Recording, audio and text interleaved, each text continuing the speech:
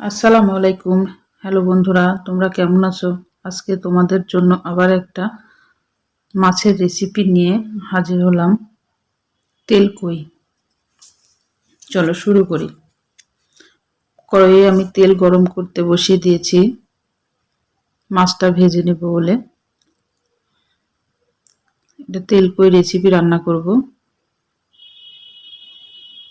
মাছটাকে আমি নুন, হলুদ, শুকনা মরিচের গুঁড়া দিয়ে মাখিয়ে রেখেছিলাম।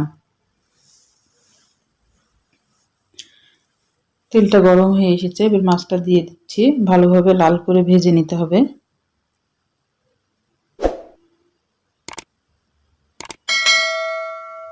ভালোভাবে ভেজে তুলে নিতে হবে, মাছটাকে লাল লাল করে ভাজতে হবে।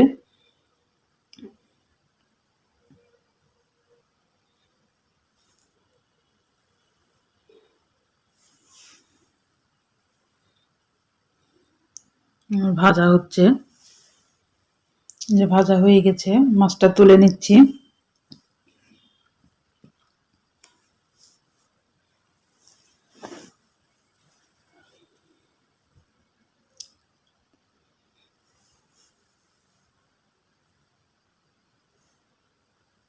এবার ওই তেলে পেঁয়াজ দিয়ে দিব,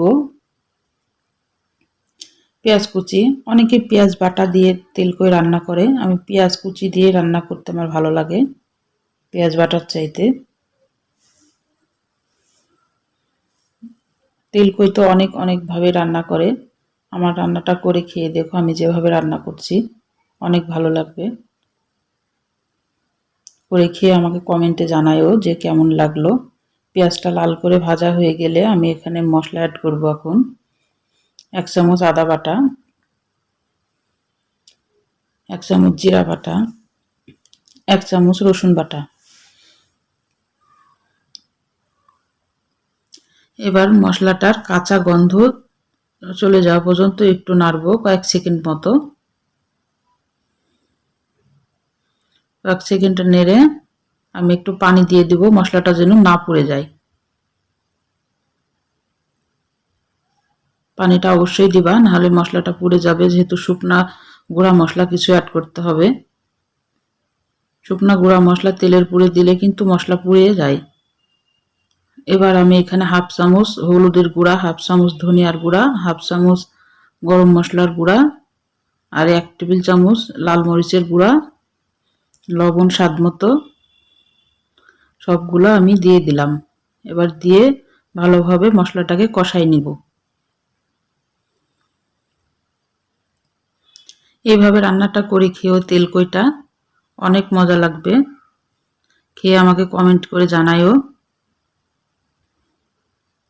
কয়েকটা কাঁচা মরিচ আমি একটু মাঝখান দিয়ে ভেঙে দিলাম, ঝালটাও বের হবে, কাঁচা মরিচের ফ্লেভারটাও যাবে ঝোলের ভিতর।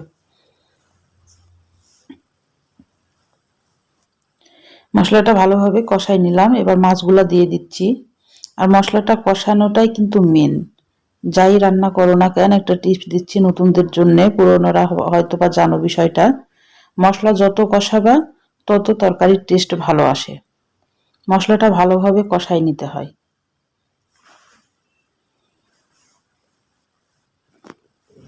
এবার পানি দিয়ে দিলাম, মাছটা কষানো হয়ে গেছে আমার।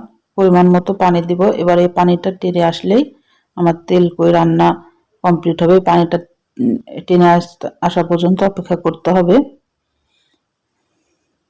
আমি আর পানি অ্যাড করব না। এই পানি টেনে আসলে উপরে যখন তেল ভাসবে তখন তেলকই, আর তেলকইতে একটু তেলটা বেশি দিতে হয়, আমি এই কারণে তেলটা একটু বেশি দিয়েছি।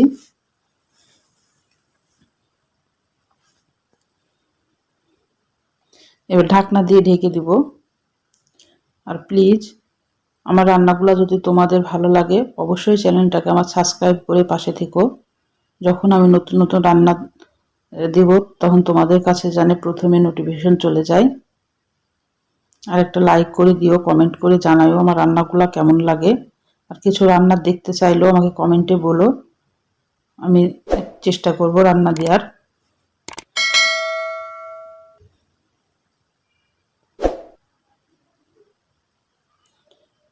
এবার ঢাকনা দিয়ে আবার ঢেকে দিলাম। এই যে আমার তেল কই রেডি, উপরে তেল ভেসে উঠেছে।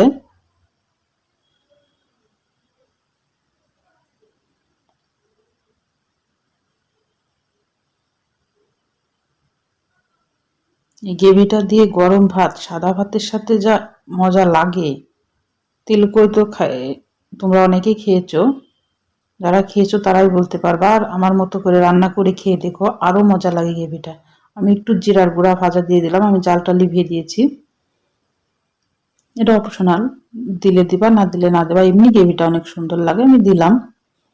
আর জিরা গুঁড়ার ফ্লেভারটা ভালো লাগে, এই কারণেই দিলাম। বাস, আমার রান্না কমপ্লিট। দেখো গ্রেভিটা কত সুন্দর আসছে, দেখে লোভ লাগতেছে। তোমরা সুস্থ থাকবা, ভালো থাকবা। আল্লাহ হাফেজ।